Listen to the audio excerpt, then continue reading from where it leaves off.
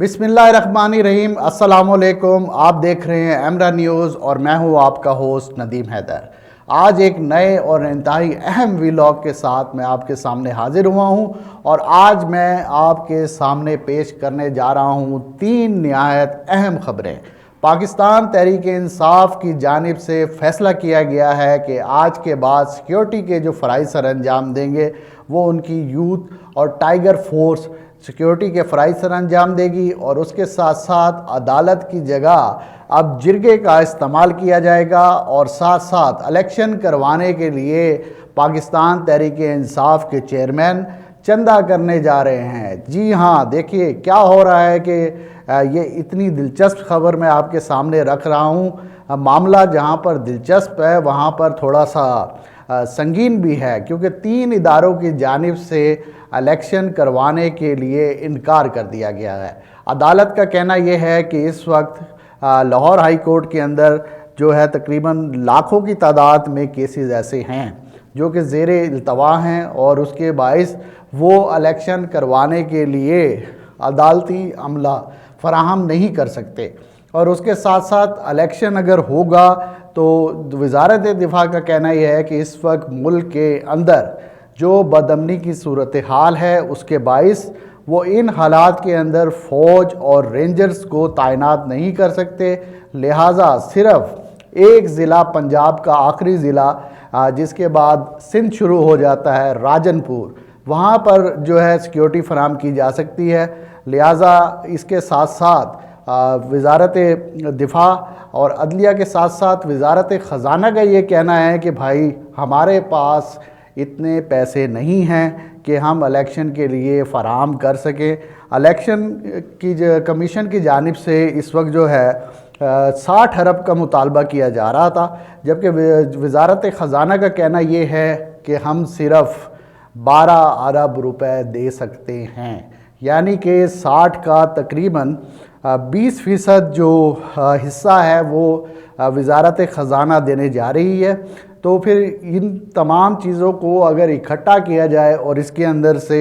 नतीजा अख़ज़ किया जाए तो देखने में यही आ रहा है कि इलेक्शन होने जा रहा है इल्तवा का शिकार। और ऐसी सूरत हाल में इस वक्त पाकिस्तान तहरीक इंसाफ की जो क़यादत है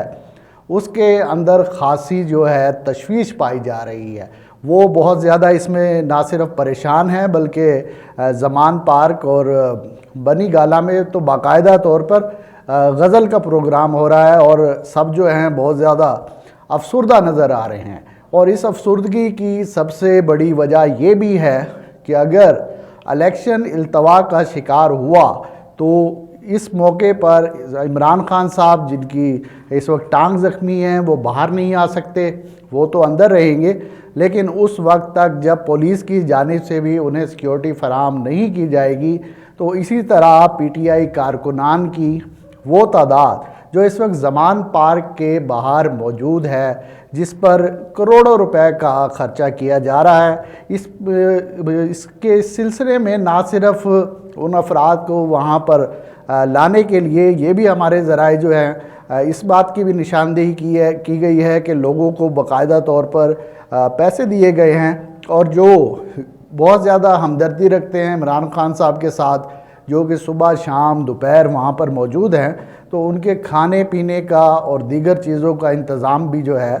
पाकिस्तान तहरीक इंसाफ की क़यादत कर रही है। लिहाजा अगर इलेक्शन इल्तवा का शिकार होते हैं तो इसमें जो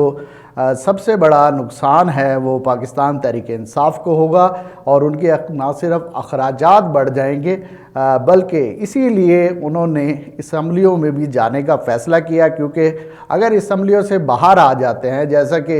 बांग्लादेश में हुआ था, बांग्लादेश में हसीना वाजिद के जो मुखालिफ थे उन्होंने इस्तीफ़े दिए तो हसीना वाजिद ने उस जमात का नामो निशान भी मिटा दिया। अब ये देखना तो खैर ये है कि पाकिस्तान तहरीक इंसाफ का जिस तरह से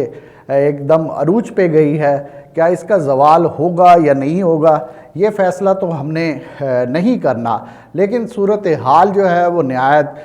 ख़तरनाक नज़र आ रही है, क्योंकि इस वक्त जो 3 मेजर इदारे हैं अगर ये इलेक्शन के लिए ताउन नहीं करेंगे तो मुमकिन ही नहीं है कि मुल्क के अंदर وقت پر انتخابات کروائے جا سکیں، کیونکہ انتخابات کروانے کے لیے ایک بڑے سرمائے کی ضرورت ہوتی ہے، اور جو وزارت خزانہ کہہ رہا ہے کہ جب ہمارے پاس پیسے ہی نہیں ہیں تو ہم آپ کو پیسے کہاں سے دیں گے۔ پھر اس کے بعد انتخابی عمل کے اندر جو ہے عملہ چاہیے ہوتا ہے، تو عدلیہ نے تو انکار کر دیا۔ عدلیہ کا کہنا ہے کہ ہمارے پاس اتنا وقت نہیں ہے کہ ہم اپنا عملہ الیکشن کے لیے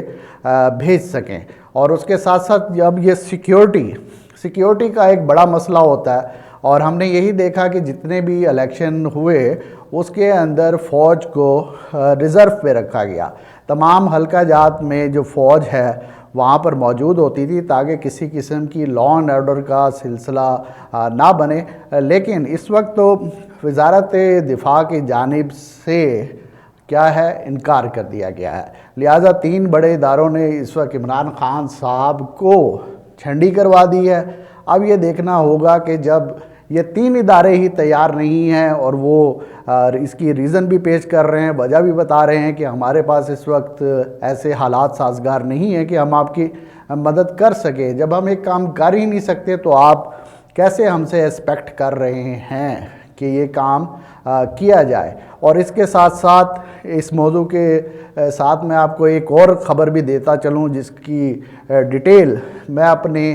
آنے والے ویلاگ میں آپ کے ساتھ شیئر کروں گا۔ جی، مچھ جیل کوئٹہ، بلوچستان میں موجود مچھ جیل میں جو ہے نہ صرف وہاں کی اچھی خاصی صفائی کروائی جا رہی ہے، بلکہ وہاں پر تعمیرات کروائی جا رہی ہیں، اور یہ تعمیرات اس بات کی نشاندہی کرتی ہے کہ مچھ جیل میں کوئی آنے والا ہے۔ اب یہ دیکھنا ہم نے یہ ہے کہ مچھ جیل میں کون سی بڑی شخصیت مچھ جیل جائے گی۔ آصف علی زرداری کے تو چانس نہیں ہیں، ان 2 بڑی شخصیات میں یا تو نواز شریف صاحب ہو سکتے ہیں یا عمران خان صاحب۔ اب اس کا انتظار جو ہے